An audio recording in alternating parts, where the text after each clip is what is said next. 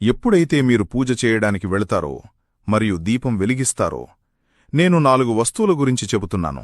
మీరు దీపం వెలిగించేటప్పుడు వాటిని దీపంలో వెయ్యాలి. అలా చేస్తే మీ జీవితంలో ఎంత మార్పు వస్తుందో మీకు అర్థమవుతుంది.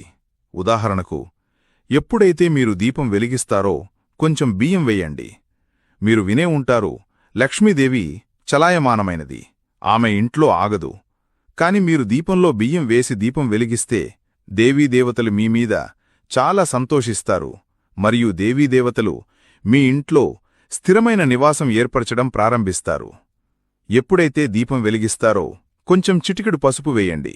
మహాలక్ష్మి చాలా సంతోషించడం ప్రారంభిస్తుంది. మీరు దీపం వెలిగిస్తున్నప్పుడు కొంచెం నల్ల మిరియాలు వేయండి. ఇంట్లో డబ్బు రావడానికి యోగం ఏర్పడుతుంది.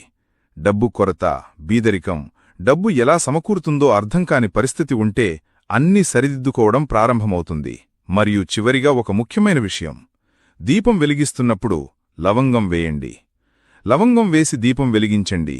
మీ ఇంట్లో ఎంత నెగటివిటీ ఉన్నా, నకారాత్మకత, జాదూటోనా, చెడు శక్తులు, వ్యాధులు, డబ్బు ఖర్చు చేసినా వ్యాధి తగ్గకపోవడం, రోజూ ఎవరో ఒకరు అనారోగ్యంతో బాధపడుతూ ఉండడం, ఇవన్నీ తొలగిపోతాయి. Download ShareChat.